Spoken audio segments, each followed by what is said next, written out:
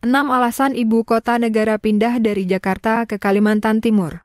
Pemerintah akan memindahkan ibu kota negara IKN dari Jakarta ke Penajam Pasir Utara, Kalimantan Timur. Pemerintah juga sudah menyepakati bahwa ibu kota negara baru diberi nama Nusantara. Selain itu, Dewan Perwakilan Rakyat Republik Indonesia DPR RI juga secara resmi mengesahkan Undang-Undang Ibu Kota Negara UU IKN pada Selasa 18 Januari 2022 lalu. Adanya UU IKN ini menjadi sebuah kepastian hukum yang diperlukan dalam pelaksanaan pemindahan ibu kota negara baru. Pembangunan fisik IKN di Kalimantan Timur akan dimulai pada pertengahan tahun 2022. Lantas apa alasan pemerintah memindahkan ibu kota negara (IKN? Dilansir dari laman indonesiabaik.id dan buku saku pemindahan ibu kota negara, setidaknya ada 6 alasan yang mendasari pemindahan ibu kota negara. Keenam alasan tersebut diantaranya adalah sebagai berikut. 1. Penduduk di Jawa terlalu padat. Alasan utama pemindahan ibu kota negara ini adalah beban Jakarta dan Jawa sudah terlalu berat. Survei penduduk antar sensus SUPAS pada 2015 menyebutkan sebesar 56,56% penduduk Indonesia atau 150,18 juta jiwa terkonsentrasi di Pulau Jawa. Sementara di pulau lainnya, persentase penduduk Indonesia kurang dari 10%.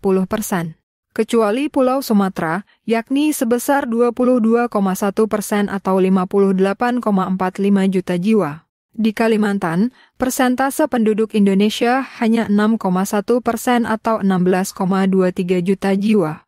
Di Sulawesi, persentase penduduk Indonesia sebesar 7,4% atau 19,56 juta jiwa. Lalu di Bali dan Nusa Tenggara, penduduknya sebanyak 14,90 juta jiwa atau 5,6%-nya penduduk Indonesia. Sementara di Maluku dan Papua memiliki persentase paling kecil, yakni 2,8% atau 7,32 juta jiwa. 2. Kontribusi ekonomi pada PDB. Alasan pemindahan ibu kota negara adalah kontribusi ekonomi Pulau Jawa terhadap pertumbuhan ekonomi Indonesia atau produk domestik bruto PDB sangat mendominasi. Sementara pulau lainnya jauh tertinggal. Jokowi ingin menghapuskan istilah Jawa sentris sehingga kontribusi ekonomi di pulau lain juga harus digenjot. Berdasarkan data Badan Pusat Statistik BPS 2020, kontribusi ekonomi terhadap PDB di Pulau Jawa sebesar 59%. Sementara pertumbuhan ekonomi di Pulau Jawa sebesar 5,52%. Di Sumatera, kontribusi ekonominya sebesar 21,31%. Adapun di Kalimantan, kontribusi ekonominya sebesar 8,05% dengan pertumbuhan ekonomi 4,99%. Adapun di Sulawesi, kontribusinya 6,33% dengan pertumbuhan ekonomi 6,65%.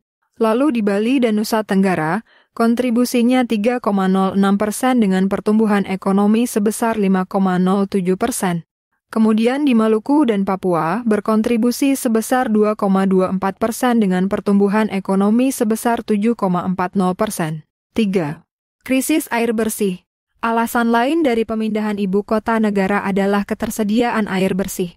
Berdasarkan data Kementerian Pekerjaan Umum dan Perumahan Rakyat (PUPR) 2016, Jawa dan Bali mengalami krisis air yang cukup parah. Kondisi paling buruk berada di daerah Jabodetabek dan Jawa Timur.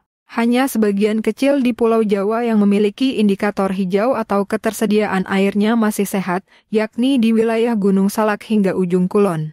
4. Konversi lahan terbesar terjadi di Pulau Jawa. Dalam beberapa dasawarsa terakhir, Pulau Jawa mengalami konversi lahan terbesar di antara gugus pulau lainnya di Indonesia.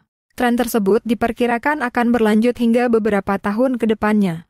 Proporsi konsumsi lahan terbangun di Pulau Jawa mendominasi, bahkan mencapai 5 kali lipat dari Kalimantan. Diprediksi, lahan terbangun di Jawa pada 2030 sebesar 42,79%. Di Kalimantan, keterbangunan lahannya sebesar 9,29% pada 2010. Proporsi lahan terbangun di Kalimantan diprediksi meningkat pada 2030 menjadi 11,08%. 5. Pertumbuhan urbanisasi sangat tinggi.